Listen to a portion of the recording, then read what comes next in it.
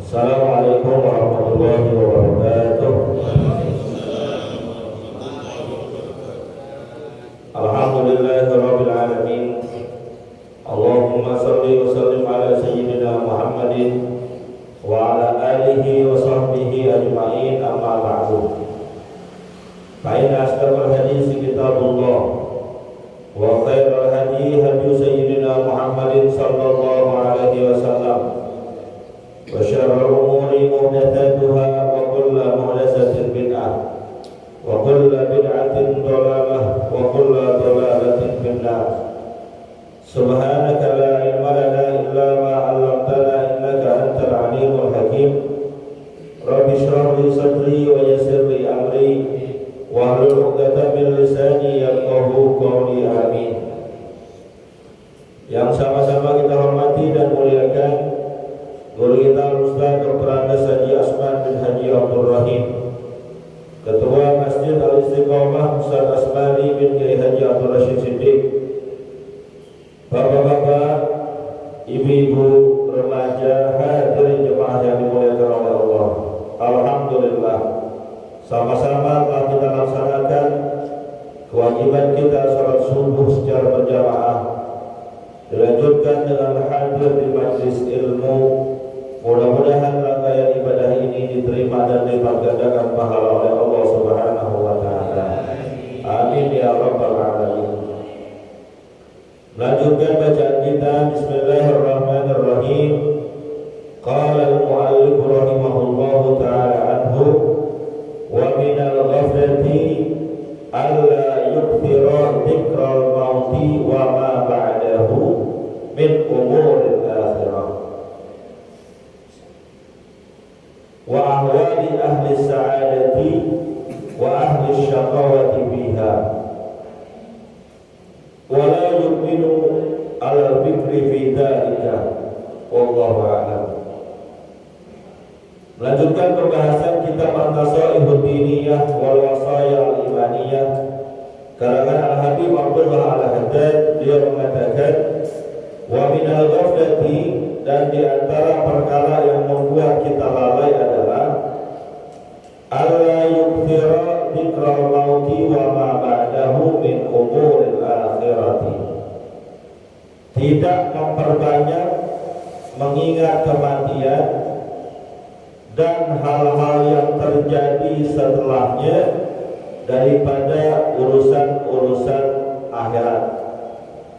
Wa ahwali ahli sa'adati wa ahli syaqawati biha, dan gak mengingat juga keadaan-keadaan orang yang diberikan kebahagiaan oleh Allah Subhanahu wa taala di akhirat ataupun diberikan kesusahan. Wa la yu'minu 'alal fikri fi dzalika, dan dia tidak tetap dalam bertafakur memikirkan urusan akhiratnya. Hadirin yang dimuliakan oleh Allah, Nabi kita Muhammad SAW bersabda, "Akthiru dzikra hadhimil ladat." Wa fi riwayatin, "Akthiru dzikra hadhimil ladat." Perbanyaklah oleh kalian untuk mengingat sang pemutus kenikmatan, sang penghilang kenikmatan. Wahia al-maut, yaitu adalah kematian. Jadi kita disuruh oleh Nabi Muhammad SAW untuk memperbanyak mengingat mati, bahwa akhir perjalanan hidup kita di dunia ini pasti mati. Mau jadi apapun kita, mau jadi pejabat mati, mau jadi ustaz mati, jadi guru mati, presiden mati, gubernur mati, RT ya presiden aja mati, apalagi RT.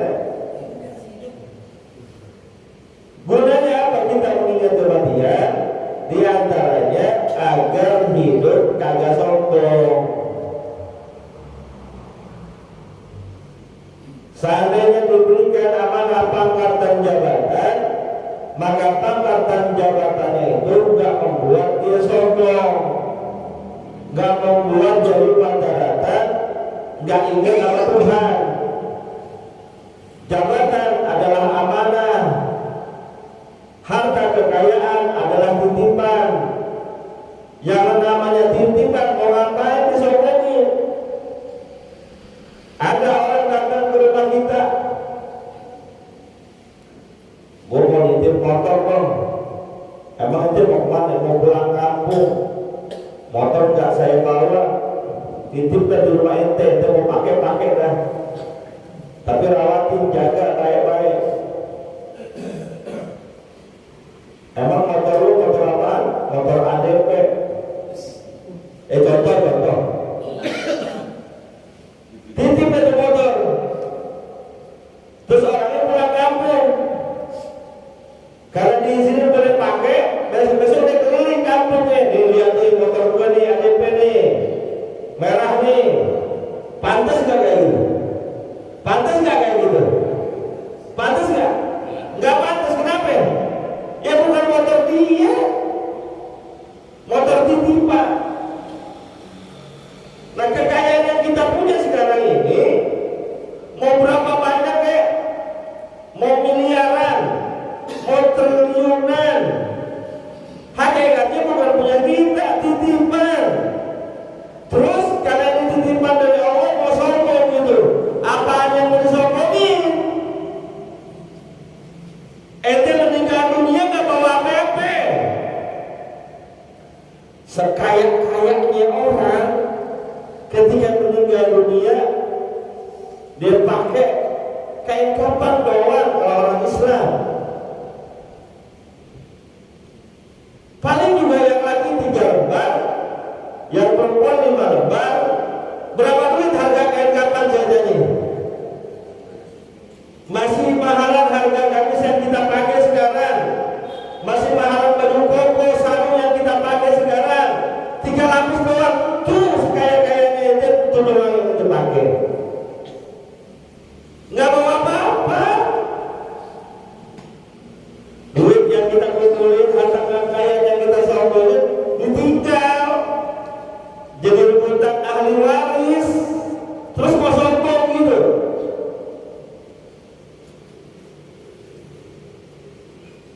Dikasih pangkat dan jabatan, jawara, jagoan, preman. Kalau berkelahi sama siapanya gak pernah kalah. Mau sombong gitu. Apa yang mau disombongin? Ketika kita meninggal dunia, badan terbujur kaku, mau disolatin dibawa ke masjid. Emang kalau ente RT, kalau ente pejabat, kalau ente gubernur, kalau ente presiden, kalau ente jagoan, ketika mau disolatin meninggal dunia, ente jalan sendiri ke masjid? Kagak, digotong.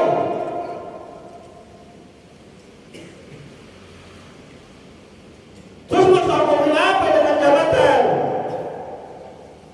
Digotong.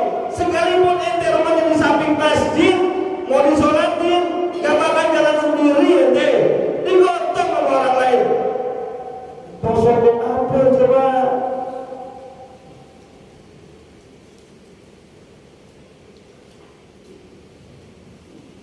Itu yang kaya, itu yang punya jabatan. Gimana yang gak punya jabatan dan kagak kaya? Mau sombongin apa lagi?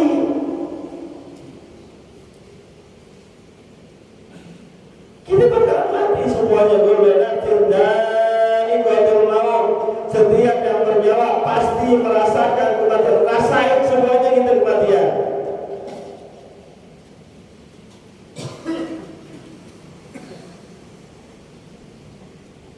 Dan jatah umur kita di dunia ini gak panjang. Paling panjang 70-80, jarang yang 180 itu udah payah. Udah berat mau ngapa-ngapain. Terus mau belagu-lagu gitu, mau sombong gitu. Umur 50 tahun masih gak mau kenal masjid, 60 tahun masih gak mau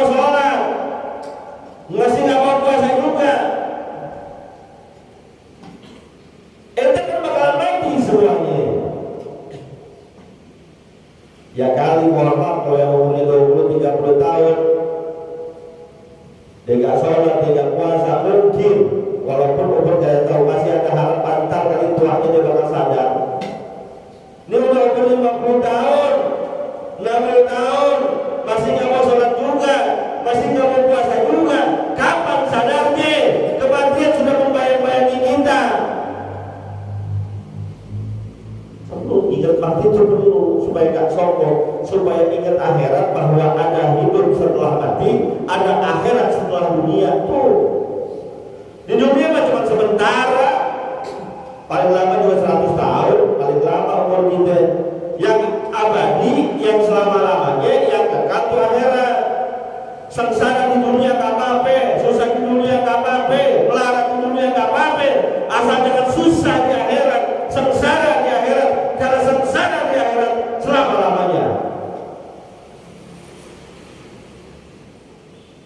Ini kan mohon maaf nih, yang hadir sekarang ini kan pada ingat mati ya Pak.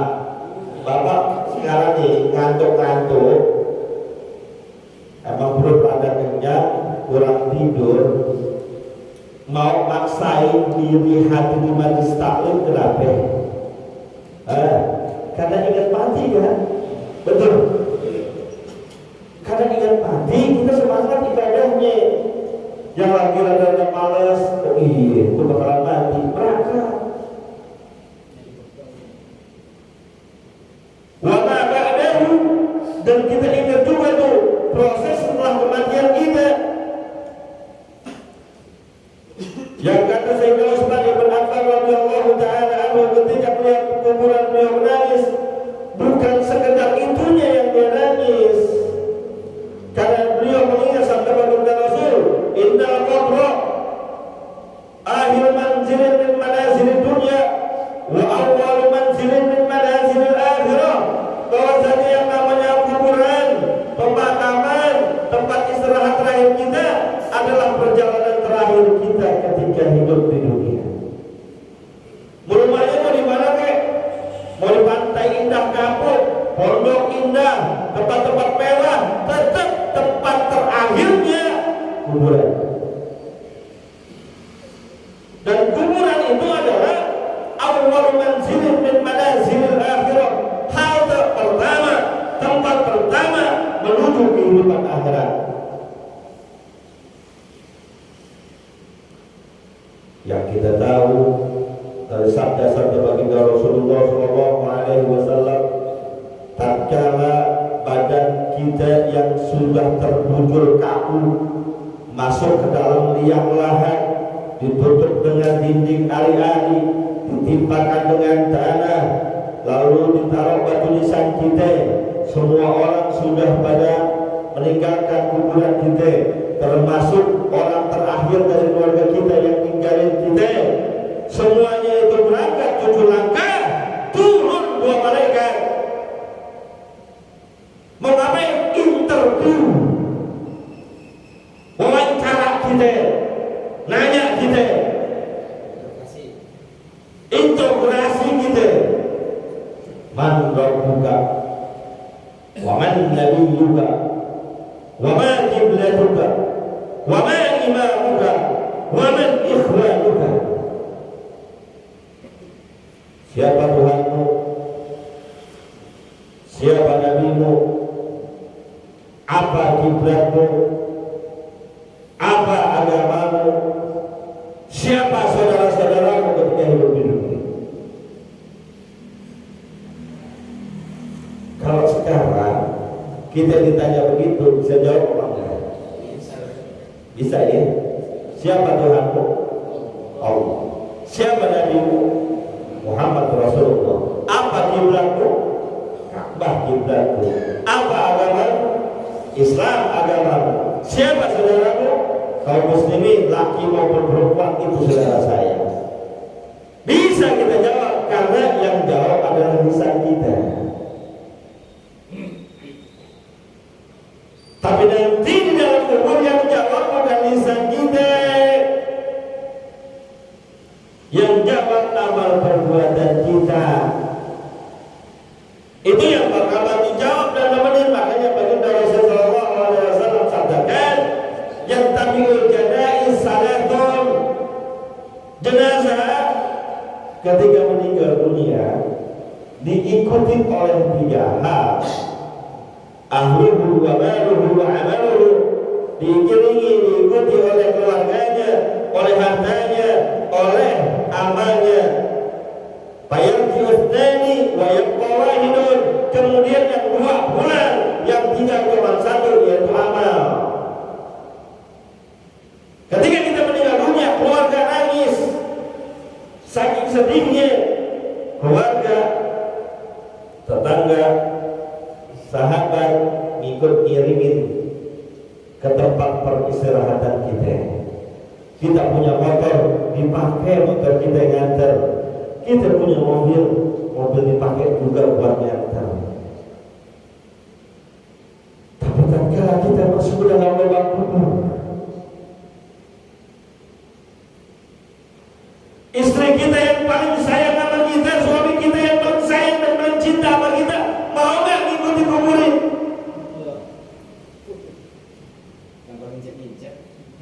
Paling kencang hidupnya dia.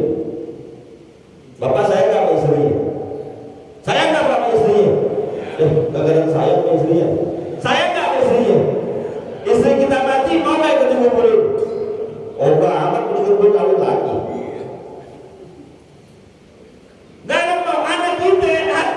Yang kita biayai dari kecil sampai dewasa, bahkan kalau nikah kita biayai juga, kita sokong juga kehidupannya. Sayang banget sama kita mati gak bakal mau nemenin kita dalam kubur. Jangan nemenin dalam kubur, nemenin di luarnya jauh enggak. Kisah Pak wasiat sama anak, kalau bapak meninggal dunia, tolong temenin 40 hari 40 malam di rumah, di kuburan.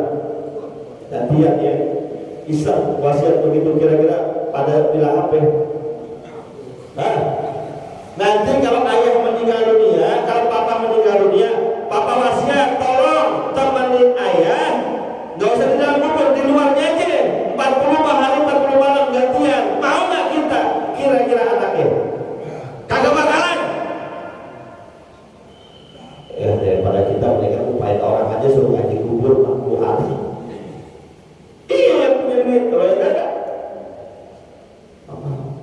gak bakalan di atas kuburnya ini gak mau, apalagi dalam kubur ini. Kendaraan kita juga ikut pulang, dibawa pulang, bahkan pada rebutan. Mobil jatah gue, lu kotor aja, lu kecilan. Rumah yang belah sono gue ya, gue yang sono aja yang dulu, tuh udah pada rebutan. Wahidun, yang setia selama-lamanya nemenin kita sampai nanti di pengadilan Allah adalah amal kita.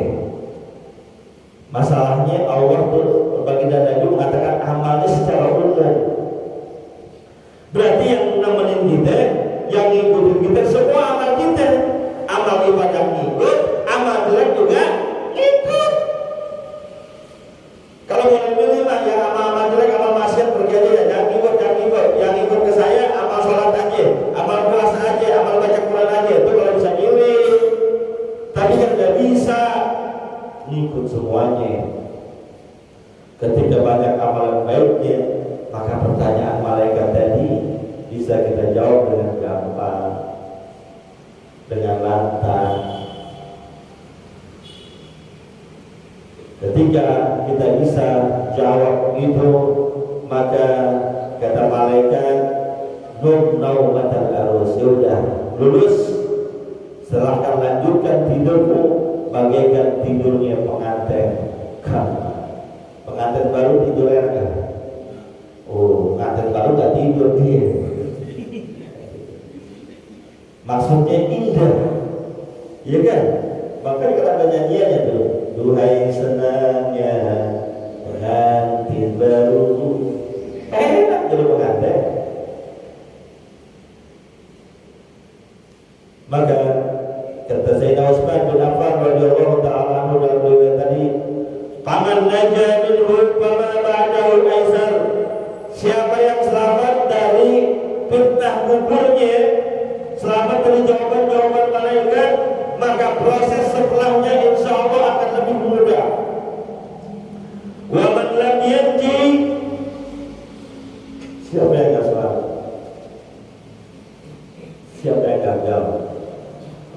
Siapa yang mendapatkan azab kubur, fama ba'dahu asyad, maka proses setelahnya akan jauh lebih sulit, akan jauh lebih berat. Karena masih panjang proses.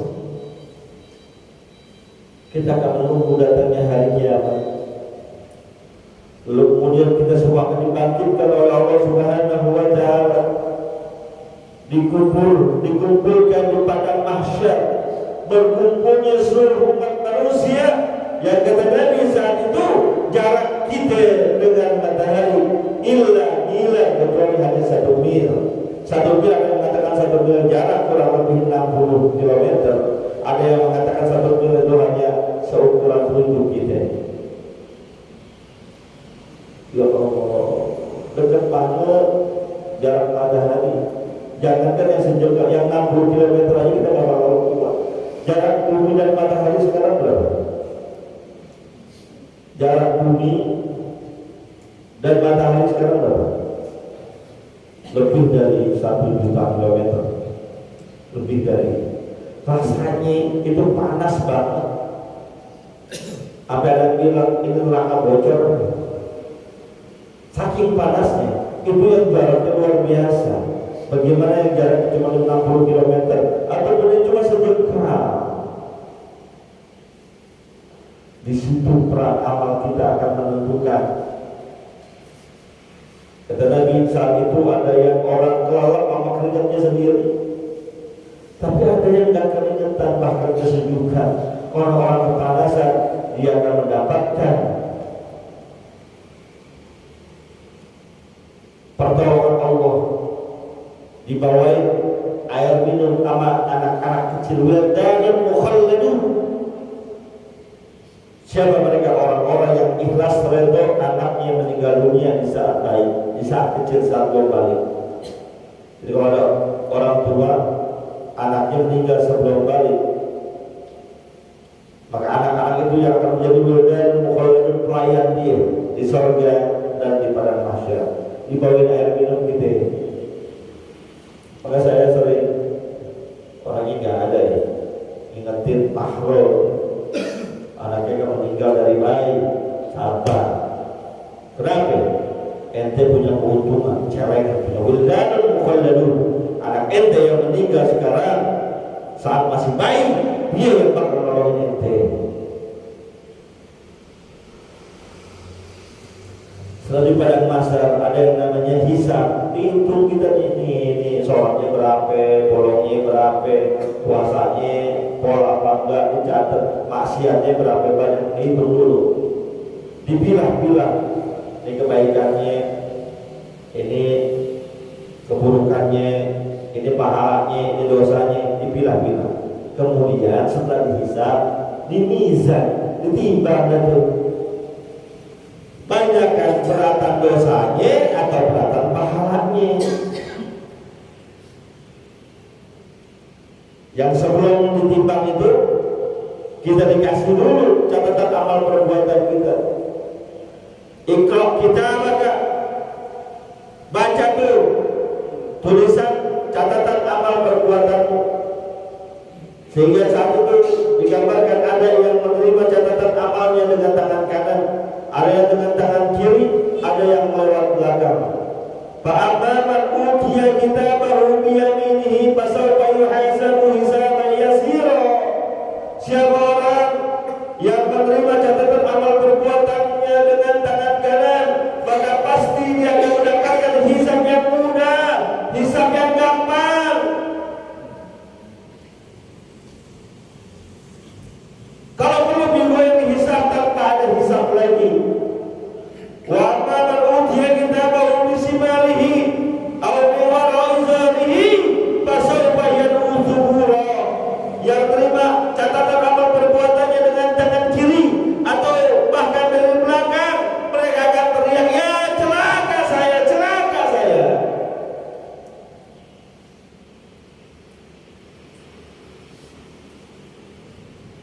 Baru setelah itu ada proses mizan, timbangan amal perbuatan,